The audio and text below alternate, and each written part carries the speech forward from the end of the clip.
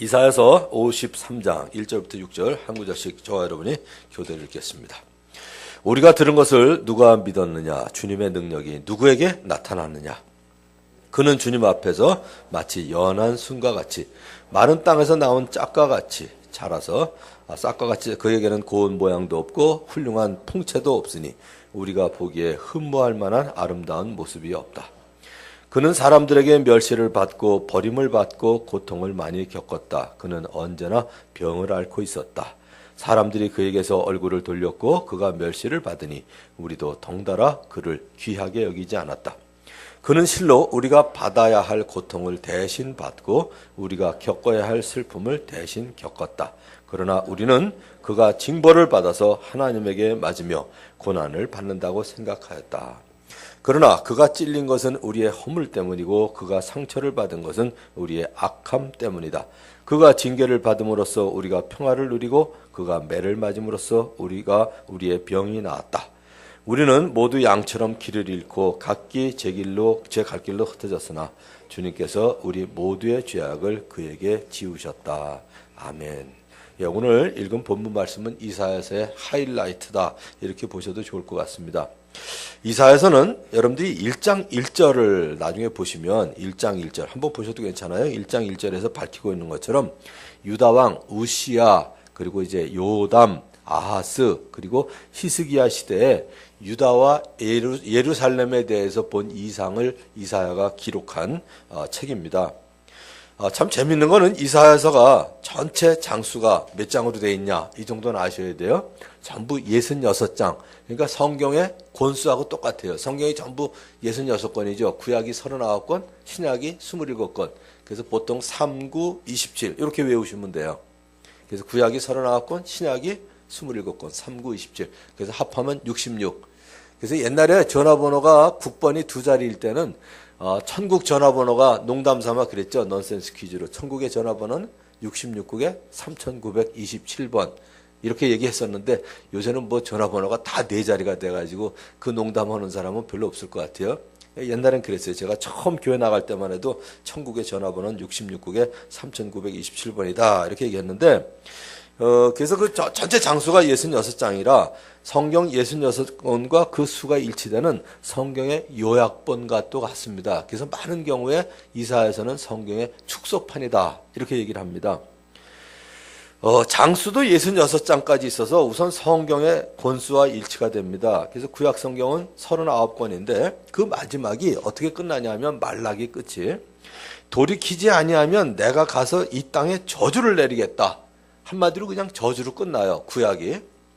그런데 신약 성경은 전부 27권인데 그 마지막이 주 예수의 은혜가 모든 사람에게 있기를 빕니다. 아멘. 이런 축복으로 끝이 납니다. 그런데 이사야서가 이거하고 너무 비슷한 거예요.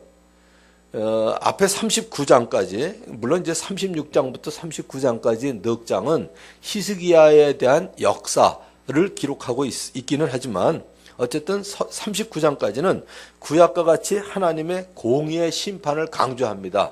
공의의 심판. 이 이스라엘 민족뿐만 아니라 사실 우리도 심판받을 수밖에 없는 인간들이다. 이걸 강조하고 있는데 쉽게 얘기하자면 가정에서 여러분들이 가장 속상한 일이 뭘까요? 가장 속상한 일. 물론 뭐 최근에 여러분들에게 일어난 일이 가장 속상한 일이겠지만 일반적으로 그냥 보편적으로 가장 속상한 게 뭐냐면 자식이 부모를 무시하고 제멋대로의 삶을 사는 거. 이게 아마 가장 속상한 일 중에 하나일 거예요. 제일 많은 일 중에 하나죠. 물론 뭐 부부 사이에 서로 배우자가 마음에 안 들어서 속상한 사람도 많이 있겠지만 남편이 속썩이고 아내가 속썩이는 일도 많이 있겠지만 그래도 보편적으로 제일 많은 건 자식이 부모를 무시하고 제멋대로의 삶을 사는 거. 거기에다 더 나아가서 잘못된 길을 걷고 있는 그 자식들이 자기의 모습이 마치 부모의 잘못에서 비롯된 것처럼 원망할 때는 그 속상한 것이 극치에 달합니다. 제일 아무튼 맞아도 그냥 도시락 그런 얘기 많이 하죠. 도시락 싸갖고 다니면서 맞아야 된다고. 엄마 아빠한테 누가 그렇게 나랬어 이러고 이제 대드는 애들은 그냥 이건 뭐 도시락 싸갖고 다니면서 맞아야 될 것 같은데 엄마가 그렇게 길렀잖아. 아버지가 그렇게 길렀으면서 왜 야단이냐 이런 애들은 이제 주 맞아야죠. 그것처럼 속상한 일이 없는데 이 유다 왕국의 모습이 그랬습니다. 그들은 거룩하신 하나님을 일단은 업신여겼어요. 그리고 등을 돌렸습니다. 거기에다가 윤리적으로도 죄로 가득 찬 성읍이 되어버렸어요. 그들은 심판을 면할 수가 없었습니다. 그러나 이제 40장부터 마지막 장까지의 27장은 신약과 같이 하나님의 위로와 구원의 은혜를 노래하고 있습니다. 그래서 이사야는 소망과 회복에 대한 하나님의 약속을 가지고 이제 그들을 위로했습니다. 더구나 이제 오늘 읽은 본문 말씀처럼 이사야는 이스라엘의 구원자로 오시고 이스라엘에게 영광스러운 미래를 소망하게 하시는 예수님에 대해서 예언을 했습니다. 예수님은 우리에게 구원자가 되시며 또한 우리의 영원한 소망이 되십니다. 자, 첫 번째 우리가 그래서 1장부터 39장까지 봐야 될 게 하나님의 심판입니다. 오늘 세 가지의 주제가 이사야서는 심판, 위로, 구원. 이 세 가지가 이제 이사야의 주제가 될 수 있는데 부모가 자식에게 실망을 하고 가장 속상할 때 하는 말이 있죠. 우리 교회는 그런 분들이 안 계신 것 같은데? 글쎄, 말들을 안 해서 그런가? 자식 때문에 그렇게 아주 뭐, 그냥, 아주 극도로 속상할 때 뭐라 그러냐? 저런 자식이 어디서 나오냐? 뭐, 저런 걸 자식이라고. 이거 아니에요? 저런 걸 자식이라고. 글쎄, 우리 교회에서는 아직은 못 들어본 것 같아요. 저런 걸 자식이라고. 더 나아가면 뭐라 그러나요? 애들한테? 걔도 그러진 않는다. 이런 얘기, 우리 교회에서는 저 아직 못 들어봤어요. 이런 얘기는 우리 교회에서는 안 들리기를 원하죠. 여러분 가정에서는 절대로 안 들리기를 원하는데, 저런 걸 자식이라고. 저런 걸 자식이라고. 걔도 안 그런다. 근데 옛날에는 부모도 무식했고 애들도 무식했던 것 같아요.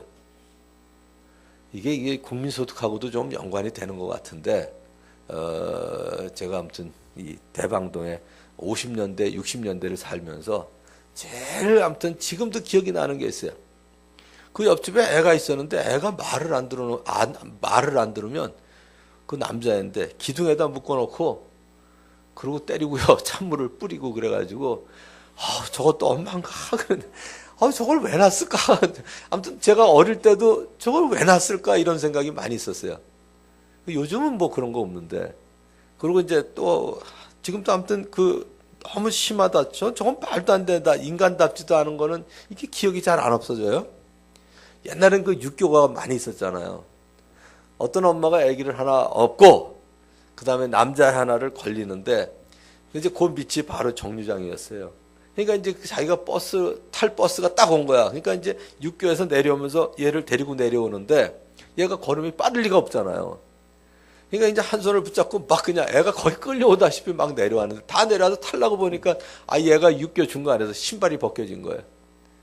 이렇게 어떻게 신발을 잃어버리고 할 수는 없지. 그러니까 이제 신발 가지러 간 사이에 버스가 떠나는데 내려오더니 그 신발을 가지고 너 때문에 저 차 못 탔다고 또 패는 거야. 저건 애를 팰 게 아니라 그 엄마가 맞아야 될 것 같다 이런 생각을 한 적이 있었는데 옛날은 더 그랬는데 아무튼 이렇게 무식하던 세월이 있었던 것 같아요. 이게 속상하고 그럴 때 뭐라냐, 저런 걸 자식이라고.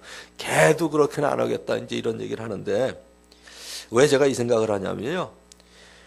이 이사야서를 읽으면서 하나님이 그런 마음으로 이스라엘 백성들을 꾸지람하시는 것 같아요. 하나님이 무식해서가 아니라 이스라엘 백성들이 해도 너무 하는 거예요. 그래서 1장, 여러분들이 1장만 한번 읽어보시면 1장부터 39장까지의 요약이 1장에 있어요. 이렇게 얘기하세요. 하나님의 꾸지람으로 시작이 되는데 하늘아 들어라, 땅아 귀를 기울여라. 주님께서 말씀하신다. 내가 자식이라고 기르고 키웠는데 그들이 나를 거역하였다. 하나님의 백성이라고 하는 이스라엘이 얼마나 하나님께 거역을 했는지 짐승과 비교를 하셨어요. 바로 1장에 나오는 얘기예요. 초반부에. 소도 제 임자를 알고 나귀도 주인이 저를 어떻게 먹여 키우는지 알건만은, 이 말씀은 뭘까요? 짐승만도 못하다는 얘기예요. 이스라엘 백성들이 하는 짓이. 그런데 그들이 지은 가장 큰 죄악은 이스라엘의 거룩하신 분 하나님을 업신여겨서 등을 돌린 일입니다. 이 자식이 제일 잘못하는 것 중에 제일 큰 죄가 뭐냐면 부모를 업신여기고 등을 돌리는 거. 이게 제일 큰 죄악인 것처럼. 그런데 형식적으로는 이 사람들이 제물을 바쳤어요. 어린 양을 갖다 바치고 순염소의 피를 갖다 바치고요. 그런데 마음이 전혀 없어. 삶이 제사를 따르지도 않아요. 그런 제물 주님이 책망하십니다. 그런 건 다 헛된 제물이고 쓸데없는 제물이다. 성전에 오는 거 그것도 그냥 주님의 성전 뜰만 밟을 뿐이다. 뜰만 밟을 뿐이라고 지적을 하셨습니다. 그래서 분향하는 것 하나님께 기쁘게 하나님이 기쁘게 받으실 연기가 돼야 되는데 하나님이 뭐라 하셨냐면 분향하는 거 지겹다, 역겹다. 분향하는 것도 나한테는 역겹고 거룩한 집회를 열어놓고 못된 짓도 함께하는 것을 내가 더 이상 견딜 수 없다. 이렇게 얘기하신 거예요. 뭐 우리 교회 그런 학생들이 없긴 하지만 예를 들어서 그냥 주일날 왔다고 치자고요. 뭐 아니면 선생님하고 저녁에 밤에 와서 자면서 거기서 계속 게임을 한다든지 어른들 같으면 우리 여기서 교제하자 그러면서 밤새도록 고스톱을 치거나 짤짤이라고 앉아있으면 그 뭐라 그럴까요? 오질 말든지 너희들이 교회 오는 게 이제 역겹다 이렇게 얘기하겠죠. 바로 이제 그런 거예요. 거기다가 이제 또 뭐 막 찬양해야 되고 뛰고 뭐 이런 그러지 않겠어요? 어른들이 찬양이나 하질 말든지 그냥 막 그리고 또 그런 생각 많이 하잖아요. 쟤들 저 가사나 알고 지금 부르는 거야? 뭐 이런 생각할 수 있는 것처럼 지금 이제 하나님이 더 이상 견딜 수 없다 이렇게 얘기하십니다. 그리고 그들의 손에는 악을 행한 피가 가득한데 이 피가 가득한 손을 들고요. 이 팔을 벌리고 기도하는 거 너무 역겨워서 듣지 않겠다고 지금 이제 1장에서 얘기하십니다. 하나님께서는 당신의 백성을 심판하기 위해서 때로는 이방 나라들을 사용하기도 하시고 그리고 이방 나라들을 진노의 몽둥이로 사용하셨습니다. 가끔 그런 질문해요. 왜 하나님의 백성을 이방 나라들한테 점령당하게 하셨냐 이런 얘기들을 많이 하시는데 이유는 하나예요. 이방 나라들을 진노의 몽둥이로 하나님이 사용하신 거예요. 그래서 아시리아를 사용하셔서 이스라엘을 징벌하기도 하시고요. 또 바빌론을 사용하셔서 유다를 멸망시키기도 하시고 그런데 그 이유가 뭐냐? 백성들을 정결케 하시기 위해서 사용하신 몽둥이에 불과했다 이거죠. 그래서 하나님께서 후에 그들은 몽둥이를 사용하셨기 때문에 오히려 하나님한테 더 벌을 받습니다. 아시리아 멸하시죠. 바벨론 멸하시죠. 거기다가 에티오피아를 멸하시죠. 이집트를 멸하시죠. 에돔에 대해서 경고하시죠. 아라비아에 대해서 경고하시죠. 이사야서가 전부 그 내용이에요. 39장까지 내용이. 한마디로 하나님께서는 백성들의 원수들을 벌하시는 분이십니다. 자, 그런데 이스라엘은 어떻게 타락했냐? 우선은 도덕적으로 타락을 했어요. 정치적으로는 부패했습니다. 특별히 우상숭배와 함께 이 죄로 가득 찬 성읍의 모습에 대해서 하나님이 분노하실 정도. 그래서 뭐라고 얘기하시냐면 1장 25절에 보면 이제 내가 너를 때려서라도 잿물로 찌꺼기를 깨끗이 씻어내듯 너를 씻고 너에게서 모든 불순물을 없애겠다. 이렇게 얘기하셨습니다. 하나님께서 이스라엘 백성들을 심판하시겠다고 꾸지람을 하시는데 이번 주에는 조금 힘들었어요, 제가. 왜냐하면 좀 아가서라든지 이런 건 좀 짧아서 괜찮은데 이사야 전체를 오늘 말씀드려야 되니까 이사야서가 66장까지 있잖아요. 하루 종일 그냥 집중해서 읽으니까 66장 끝나겠더라고요. 하루 종일 66장을 다 읽고 나니까 진이 빠지더라고요. 근데 더 저기 한 건 다 읽었는데 내용이 기억이 안 나는 거예요. 문제는 그 다음날 어떻게 또 읽어야죠. 그러니까 이제 몇 번을 그렇게 하니까 이제 이게 좀 잡히더라고요. 아무튼 뭐 이런 문제 때문에 이런 일이 있을 걸 대비해서 벌써 한 30년은 되는 것 같은데 30년 됐네. 30년이 됐네. 옛날에 아무튼 제가 새벽에 종로까지 나가면서 목회하기 전에 신학교 가기 전인데 언젠가는 이때가 올 거다 그러고 속독을 배우는 걸 이번에 아무튼 써먹긴 써먹었는데 아무튼 속독을 하고 나면 집중해서 하니까 아무튼 읽고 나면 진이 빠져요, 진이. 근데 아무튼 읽으면서 제일 느끼는 게 뭐냐면 뭐 일부러 고개를 숙인 건 아니지만 읽으면 읽을수록 저절로 고개가 숙어지더라고요. 왜 그랬을까요? 이스라엘이나 나나 별반 다름이 없더라고요. 처음에 이제 한번 읽을 때는 이스라엘 백성들 어떻게 하나님의 백성들이 이랬을까 그러는데 또 읽고 그러는데 그 다음에는 제가 고개가 숙어지더라고요. 지금 우리의 모습과 별반 다름이 없네 이 생각이 드니까 너무 죄송스러운 거예요. 이게 이스라엘이 꾸지람을 받는 게 아니라 이거 지금 내가 다 듣고 있는 얘기네. 우리 교계의 지도자들이 전부 아무튼 기득권을 놓치지 않으려고 아무튼 총회장 선거할 때 뭐 쌈질하고요, 돈이 오가고 거기다가 요즘 이제 성적인 것 때문에 돈 때문에 명예 때문에 계속 아무튼 기독교에 대한 이미지가 추락을 해서 오죽하면 세상 사람들한테 이 개독교라는 소리를 듣고 사는 이 지금의 상황하고 우리의 모습하고 별반. 그냥 우리의 모습 그러면 또 남한테 핑계 돌린 것 같은데요. 결국 내 모습하고 별반 다르질 않더라고요. 그런데 이 말씀을 읽으면서 마지막에 느끼는 건 뭐냐면 별반 다르지 않네 이 생각도 있지만 희망을 가지게 되더라고요. 희망을. 왜냐하면 이스라엘 백성들에게 진노하시고 심판하시고 때리시는 이유를 알기 때문에 우리는 희망을 가지게 되는 거예요. 자, 제가 다시 한번 읽을 테니까 여러분들이 심판에 대한 어떤 그 안타까움이나 슬픔이 느껴지시는지 희망이 느껴지시는지 한번 보세요. 이제 내가 너를 때려서라도 잿물로 찌꺼기를 깨끗이 씻어내듯 너를 씻고 너에게서 모든 불순물을 없애겠다. 두 가지가 같이 있죠, 그죠? 때리신다고 그랬거든요. 때리신다고. 찌꺼기를 없애시겠다고. 그거는 참 그 죄송스럽고 미안하고 슬픈 일이지만 때려서라도 때리시는 이유가 뭐예요? 찌꺼기를 깨끗이 씻어내듯 씻어내고 불순물을 없애겠다. 이거는 희망입니다. 희망이에요. 이스라엘 백성들에게 진노하시고 심판하시고 때리시는 이유가 뭐냐? 그거 자체는 기쁘거나 즐겁질 않아요. 뭐 때리시는데 맞는 게 즐거운 사람이 어디 있겠어요? 그러나 때리시고 내가 맞음으로써 우리에게서 씻어지고 불순물이 없어지는 그 결과 때문에 우리는 희망을 가질 수 있는 거죠. 그래서 주님께 속량받은 사람들이 예루살렘으로 돌아오고 기뻐 노래하며 시온에 이를 것을 노래하고 있습니다.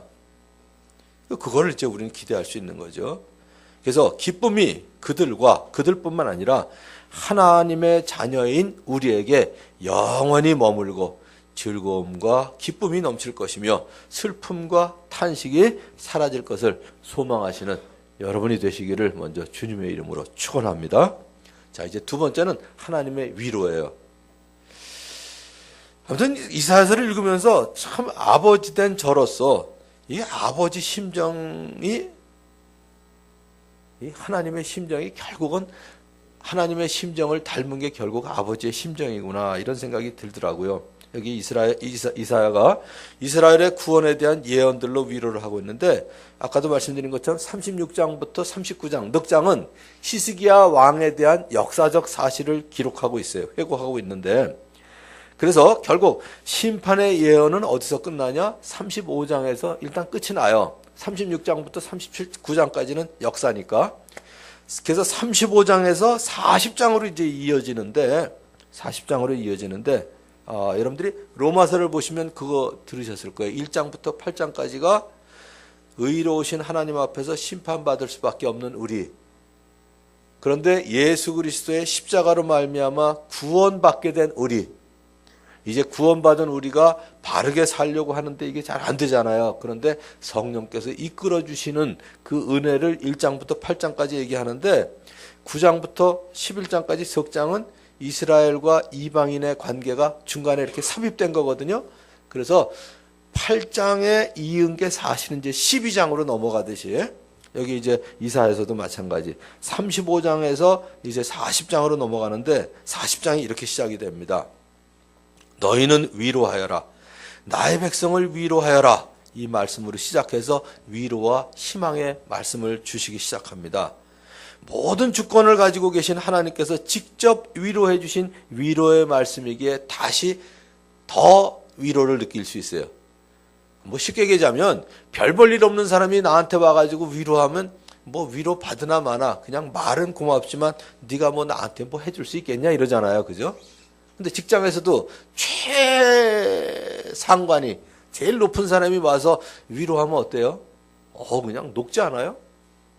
그거 똑같이요. 그러니까 모든 주권을 가지고 계신 하나님께서 직접 해주신 위로의 말씀이기 때문에 우린 더 위로를 받을 수 있는 거예요.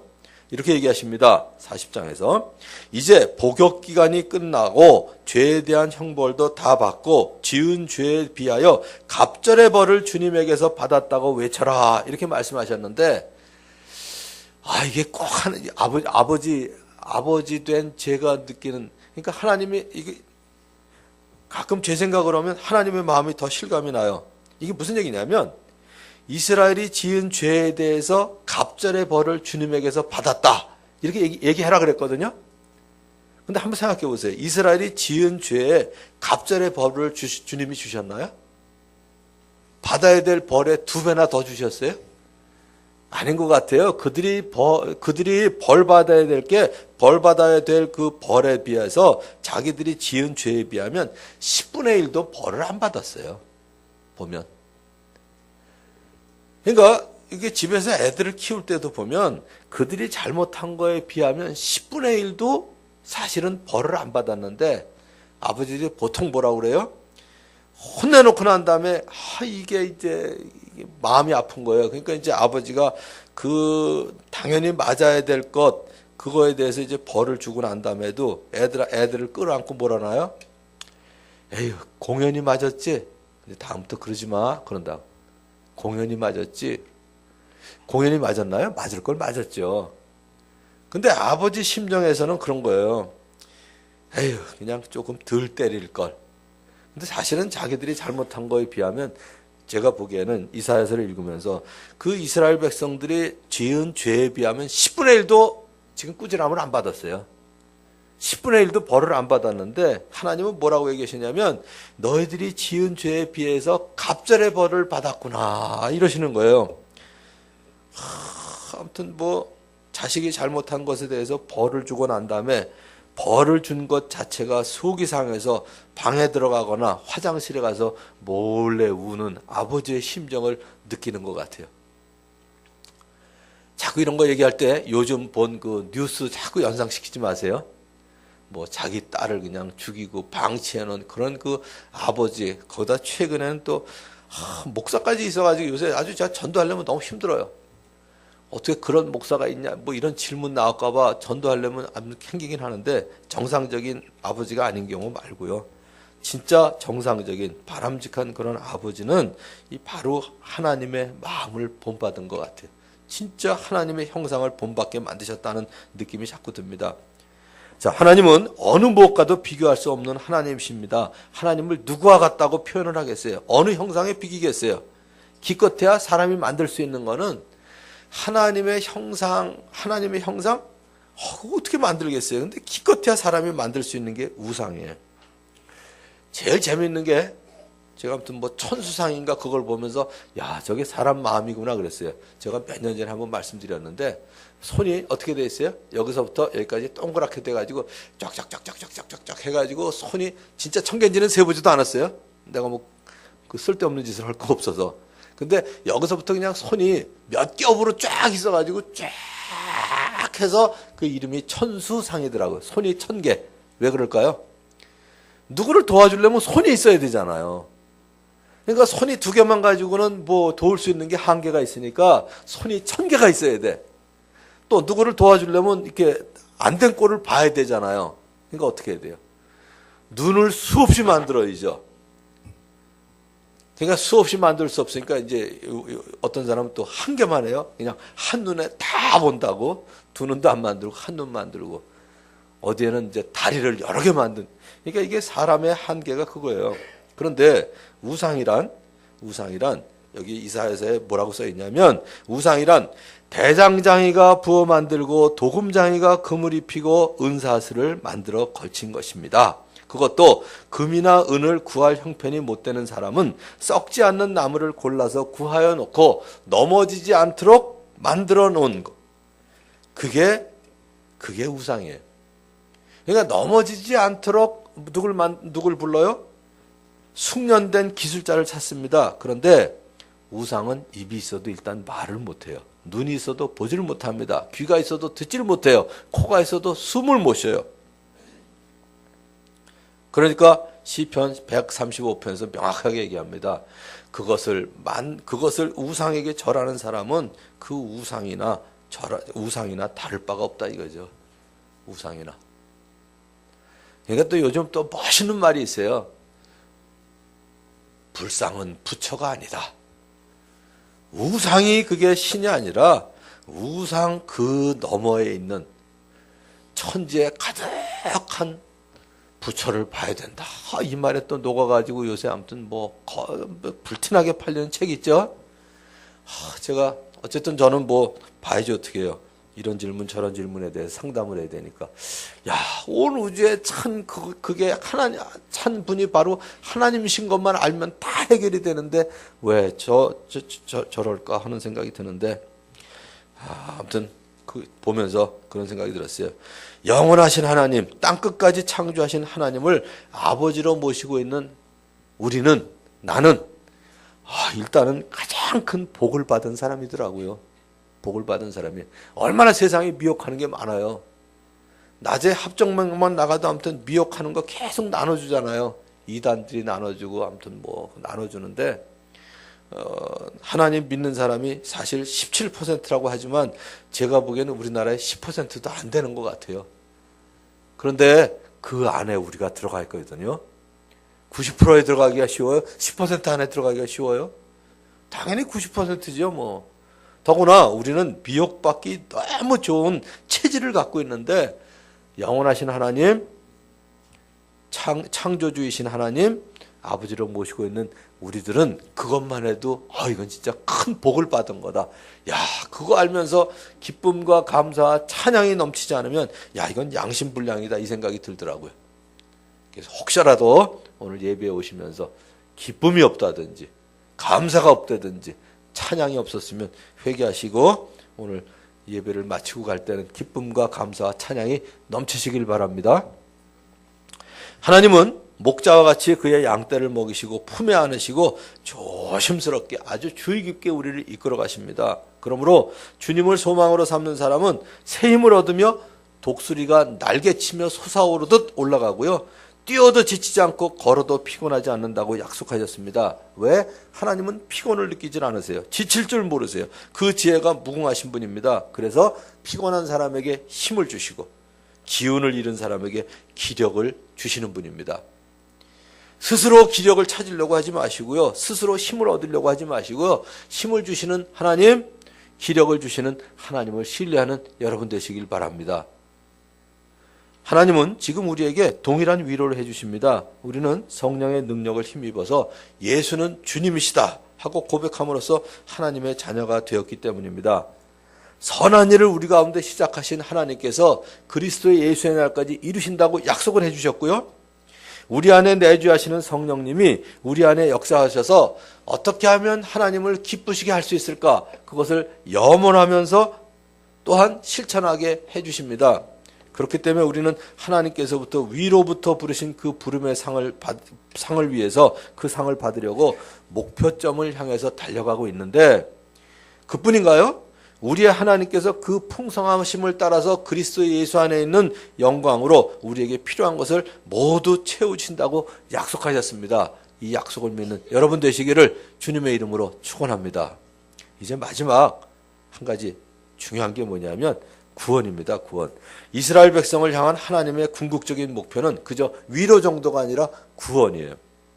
이 백성은 하나님을 위하라고 하나님께서 지으신 백성입니다. 그들이 하나님을 찬양할 것입니다. 백성을 보살피시는 하나님의 계획은 어떻게 하면 그들에게 유익하도록 해줄까? 어떻게 하면 그들이 마땅히 행할 길로 인도할까입니다. 우리 부모들도 다 마찬가지잖아요. 애들한테 원하는 게 뭐예요? 어떻게 하면 애들한테 유익하게 해줄까? 어떻게 하면 애들이 마땅히 걸어갈 길로 안내를 해줄까? 그거죠. 비록 백성들이 주님께서 나를 버리셨고 주님께서 나를 잊으셨다 하더라도 하나님은 뭐라고 그러세요? 어머니가 어찌 제 젖먹이를 잊겠으며 제 태에서 낳은 아들을 어찌 긍휼히 여기지 않겠느냐. 이런 그 마음을 계속 이스라엘 백성들에게 보여주시는 거예요. 이사야서의 하이라이트는 오늘 읽은 본문 말씀입니다. 이스라엘의 구원자이시며 우리의 구원자이신 예수 그리스도의 탄생에 대해서 얘기하고 있는데 이거는 오늘 본문 말씀뿐만 아니라 9장에 이미 나와 있어요. 아마 이거는 노래를 많이 들으셨을 거예요. 한 아기가 우리를 위해 태어났다. 우리가 한 아들을 모셨다. 그는 우리의 통치자가 될 것이다. 그의 이름은 놀라우신 조언자, 전능하신 하나님, 영존하시는 아버지, 평화의 왕이라고 불릴 것이다. 그의 왕권은 점점 더 커지고 나라의 평화도 끝없이 이어질 것이다. 그가 다윗의 보좌와 왕국 위에 앉아서 이제부터 영원히 공평과 정의로 그 나라를 굳게 세울 것이다. 만군의 주님의 열심히 이것을 반드시 이루실 것이다 하고 이사야 9장 6절 7절에서 이미 약속하셨습니다. 우리와 같은 죄인을 위해서 하나님께서 외아들 예수 그리스도를 보내시고 우리의 죄값을 대신 치르시고 예수님이 자기의 몸값으로 치러주셨습니다. 하나님께서 우리들을 얼마나 사랑하시는지 이보다 더 확실한 증거가 없습니다. 그래서 오늘 읽은 53장 4절 말씀대로 주님은 실로 우리가 받아야 될 고통을 대신 받으셨고요. 우리가 받아야 될 슬픔을 대신 겪으셨습니다. 우리들이 모두 양처럼 길을 잃고 흩어졌으나 주님께서는 우리 모두의 죄악을 예수님에게 지우실 것을 계획하셨습니다. 여러분들이 내일 아침에 이제 큐티 말씀 마태복음을 읽게 될 터인데 저는 조금 미리 준비했기 때문에 미리 말씀드리자면 예수님께서 유대의 대제사장들하고 백성의 장로들을 아예 겨냥해서 직설적으로 예를 드신 게 있어요. 어떤 포도원 지기가 있었어요. 포도원 지기가 포도원을 일구는데 농부들에게 세를 주고 멀리 떠났습니다. 다 아시는 내용이죠. 그래서 열매를 거둘 때가 되니까 자기의 종을 보냈어요. 그 소출 중에 소출을 거두기 위해서. 그런데 이 세를 받은 농부들이 어떻게 했어요? 그 종들을 하나는 때리고 하나는 죽이고 하나는 돌로 쳤어요. 어이가 없는 집주인이 더 많은 종들을 보냈는데 또 때리고 죽이고 돌로 치고 했어요. 그러니까 마지막에 어떻게 했어요? 급기야 아들을 보냈습니다. 설마 아들한테는 그러지 않겠지. 아들은 존중하겠지. 그런데 농부들은 그 아들까지도 잡아서 포도원 밖으로 내쫓아 죽였습니다. 바로 이사야 53장에 있는 그 말씀대로 이스라엘 백성들이 저지른 거죠. 그러니까 예수님께서 비유로 말씀하신 것처럼 하나님의 성전과 말씀을 맡은 이스라엘 백성들, 메시아로 오신 예수님을 배척했습니다. 일찍이 그들의 조상들은 하나님께서 거듭해서 보내신 선지자들을 죽이고 때리고 돌로 쳤거든요. 예수님이 오신 당시에도 가장 먼저 영접하고 증거해야 될 대제사장들과 이 백성의 장로들이 예수님을 배척을 합니다. 오히려 소외당하고 있었던 세리와 죄인들이 예수님을 영접을 했어요. 이스라엘을 배척한 하나님께서 이제는 그 촛대를 이스라엘에게서 옮기셔서 이방 민족에게로 옮기셨고 정확하게 얘기하자면 이제 교회로 옮기신 거예요. 교회로.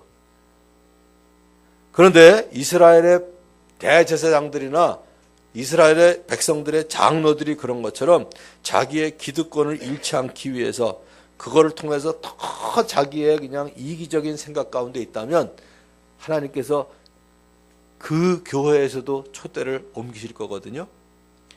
이제 교회를 통해서 하나님을 알리시고 이방 민족을 구원하여 하나님의 자녀로 삼기를 하나님은 원하십니다. 뿐만 아니라 모든 민족이 이제 이스라엘 민족만 하나님의 백성이 아니라 모든 민족이 하나님의 백성이 될 것을 약속하셨습니다. 이방 사람이라도 주님께로 온 사람은 이스라엘 백성과 차별하지 않겠다고 이사야 56장에서 얘기합니다. 하나님의 자비가 세상 모든 민족에게 말씀하십니다. 자주 들었던 내용이에요. 너희 모든 목마른 사람들아 어서 물러 나오느라. 돈이 없는 사람도 오너라. 너희는 귀를 기울이고 나에게 와서 들어라. 그러면 너희 영혼이 살 것이다. 지금 우리가 해야 할 일이 분명합니다. 주님의 영광스러운 승리를 소망하면서 이 구원의 기쁜 소식을 전하고자 하는 다짐이 있는 이 예배가 되기를 주님의 이름으로 축원합니다. 기도하겠습니다. 자, 오늘도 세 가지를 가지고 주님 앞에 통성으로 한번 기도하겠습니다. 우리가 이런 예배를 드릴 때마다 하나님의 자비에 대한 감동과 감격이 있게 해주세요. 우리 모든 목장을 통해서 적어도 1년에 한 명 이상씩은 꼭 예수님 믿고 구원받는 사람들이 생기게 해주세요. 그리고 오늘 하나님의 심판과 위로와 구원의 메시지를 들었는데 하나님, 우리가 별반 이스라엘 그 민족들과 다를 바 없는 것 다시 깨닫고 주님 앞에 회개하고 하나님의 구원의 기쁜 소식을 전하고자 하는 다짐, 그 재헌신하는 기도를 한 1분 동안 하시고요. 제가 마지막으로 기도하도록 하겠습니다.